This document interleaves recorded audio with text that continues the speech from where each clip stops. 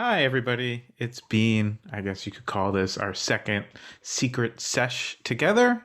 I am possibly going to delete these later, which will give me the freedom to get as weird and goofy as I feel like. Just felt like I wanted to say, first of all, of course, a huge thank you to everyone for supporting us and this show on Patreon. It is really keeping us going and is really keeping us inspired. I know that we didn't have a video version of the episode this week, and we dipped into the archives this week. So I thought I'd try to do something a little different, a little special, a little fun to make up for that, and also to just kind of reach out and make this more of a two-way street here on Patreon. We really, really want to hear from you. We really want to do things that are going to make this a worthwhile experience for you. I know sometimes we get very, very focused on the show. And in particular, this past week, we were up in Portland doing a live episode, which is so much fun. Huge thanks to the Patreon supporters who showed up and came out and supported us. And we were happy to put y'all on the guest list, which we will do anytime we come somewhere and do a live show. You will be our honored guests. And just to fill everybody else in, well, first of all, if anybody wants to get lit, and I'm gonna put this up on a Friday, so get the weekend going and stay high and healthy. The show was really, really special and fantastic. First of all, it was at a place called Helium Comedy Club, which is like where all the big comedians perform. We were on at 420, so we were that not exactly the headliners, but we were the heads. Anybody? Somebody in the audience kind of groaned at one of my early puns. It was a groan in the spirit of good fun, but that provided a lot of fodder. And we told, I'll give you a little preview. We told a story about a glassblower named Bob Snodgrass, who really has an incredible story and had a huge effect on glass, functional glass art, which is what you call a bong if you don't want to get arrested for having it. And I guess, the other thing is I was able to turn this into a little bit of a road trip. I drove up the Oregon coast, camped on the beach, slept in the back of the car. And on the way home, well, not to gloss over Portland, also got to go to one of those incredible food pods. A bunch of people hung out after the show and smoked weed with Abdullah and I for like an hour after the show. And that was really special. It made us feel great that people seem to have such a good time that they wanted to keep the good times going. We got to show off our new line of weed. Here's one honoring the Seattle Hemp Fest. These look a little better in real life than on the Zoom camera. This is the jazz one. This is the one celebrating the history of 420. So they're all from episodes of the podcast. And then on the way home, I stopped at my friend's place in Humboldt County, a place where I've been going to trim weed and hang out for more than a decade. Not always at that particular place where they're located now. Sort of worked its way up from a couple of folks living in tents and doing just a small little plot on land that was rented for the season, to now he was a licensed farmer. And this is a place where over the course of like a decade I met so many cool people. If you don't know what a trim scene is, look at these plants behind me. So imagine they're even bigger buds. These are big outdoor plants. During the course of growing, say, 100 plants like that, or even 200 plants like that, you need a lot of labor at the beginning to get everything planted.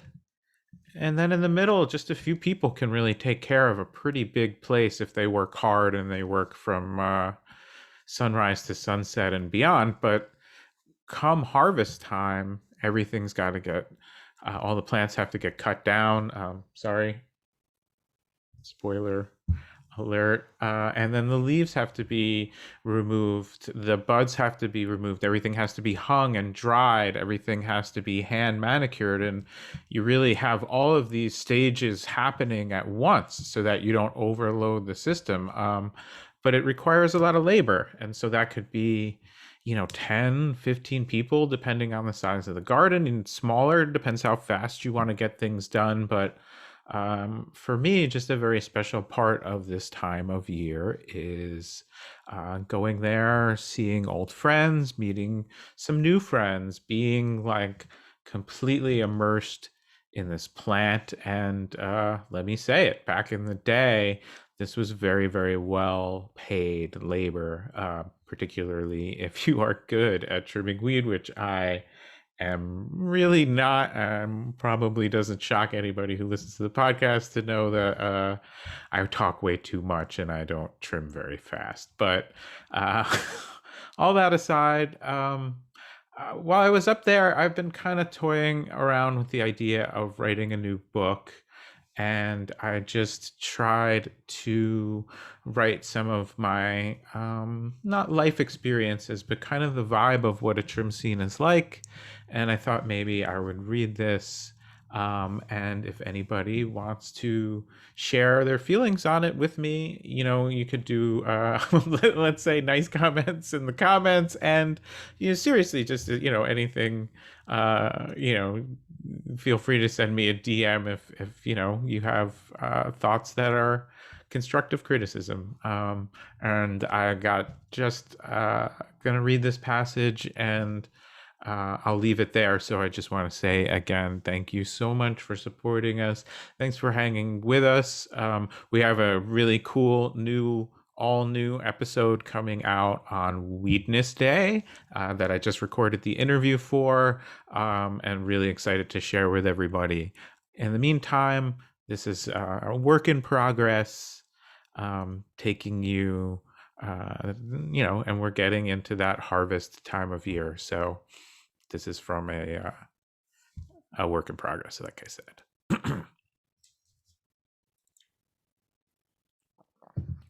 As a worker, all of my best experiences have been in what's now euphemistically called the legacy market.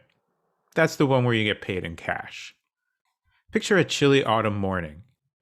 You wake up in a tent, zip open the flap, and breathe in a remote hillside banked in fog.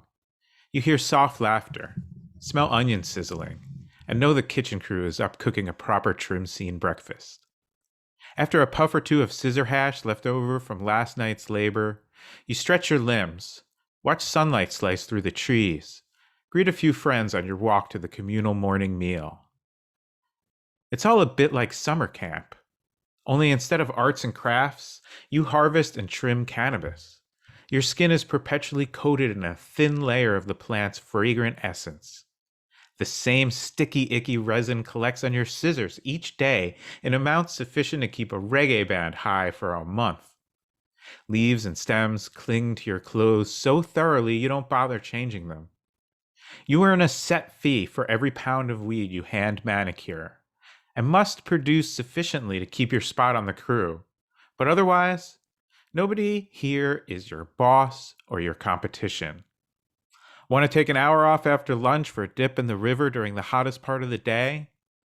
There's 20 of us here, working night and day in anarchistically unscheduled shifts. So someone's always down to go swimming. Hell, I'll go with you. Just let me finish this pile of buds on my tray. We listen to music and gossip during the day, a kind of psychedelic sewing circle.